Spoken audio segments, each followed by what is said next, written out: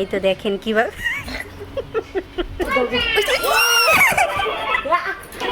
ছোট বাচ্চা থাকলে যা হয় আর কি, যেখানেই যাক না তোর মুখটা একটু সবসময় যেমন থাকে তার থেকে আরো হ্যালো, আসসালামু আলাইকুম এভরিওয়ান। সবাই কেমন আছেন? আশা করি সবাই অনেক বেশি ভালো আছেন। আমরাও ভালো আছি আলহামদুলিল্লাহ। ইদানিং কেন যেন লং ভিডিও এডিট করতে আমার একদমই ইচ্ছে করে না, খুবই বোরিং ফিল হয়।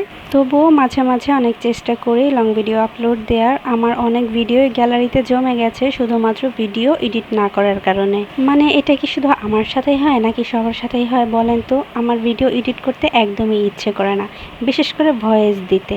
যাই হোক, ওই দিন আমরা সবাই মিলে যাচ্ছিলাম একটা রেস্টুরেন্টে। আমাদের চটপটা কিছু খেতে ইচ্ছে করছিল, তো আমাদের যেমন কথা তেমন কাজ। আমরা এটা আগে থেকে প্ল্যান করিনি, হঠাৎ করে প্ল্যানটা হয়েছে।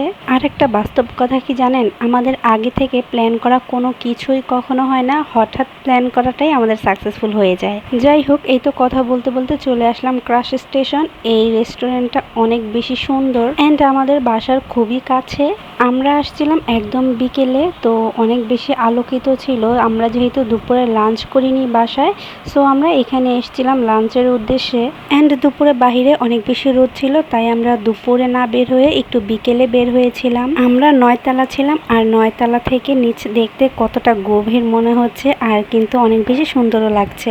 এখানে একটা গার্লস গ্রুপও ছিল, তো ওয়েটার ভাইয়াকে বলে দিয়েছিল যাতে তাদের পিক তুলে দেয়। তো এখানে তারা কিছুক্ষণ ফটোশ্যুট করলো। আমি ভাবিকে এটাই বলতেছিলাম যে ছোট বাচ্চার সাথে থাকলে যা হয় আর কি, যেখানে যাক না কেন ফিটার সাথে করে নিয়েই যেতে হয়। আর যাই করুক না কেন, ওদের ক্ষুধা লাগলে যে কোনো সময়ই ওদের খাওয়াতে হয়। যাই হোক, এই তো আমাদের খাবার অলরেডি চলে আসছে। এটা শুধু ওদের খাবার, আমার না। আমারটা এখনো আসেনি। এখানে ছিল 2টা নাগা বার্গার আর একটা চিকেন বার্গার।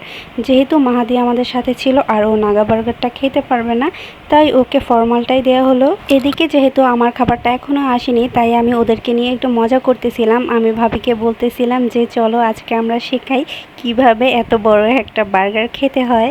কিন্তু আমরা তো হাসাহাসি করেই কুল পাচ্ছিলাম না, আর ভাবি একটু শাই ফিল করতেছিল, তাই আর কি খেতে পারছিল না। আমরা যেখানে হাসাহাসি তো সেখানেই। যাই হোক, অবশেষে ভাবি খেলো। আমরা এখানে বসে বসে অনেক হাসাহাসি করতেছিলাম।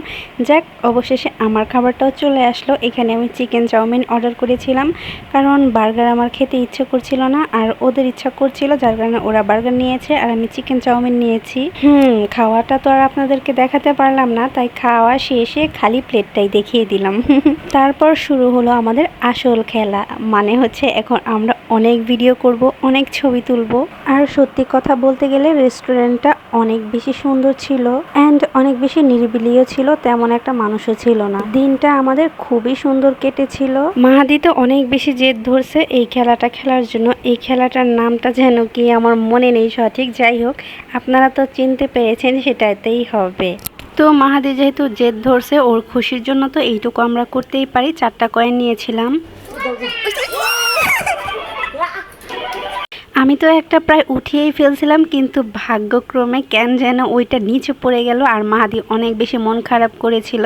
যাই হোক, যেটা ভাগ্যে নাই সেটা নিয়ে মন খারাপ করে থাকলে তো আর লাভ নেই। তো ওকে একটু পটিয়ে পাটিয়ে দেন হচ্ছে আমরা ক্রাশ স্টেশন থেকে বের হয়ে পড়লাম। বের হওয়ার আগে এখানে একটা মিরর দেখলাম, তো মিরর দেখেই তো আমার একটু ভিডিও আর ছবি নিতে ইচ্ছে করলো, তাই এখানে টুকটাক ভিডিও আর ছবি নিয়ে নিলাম।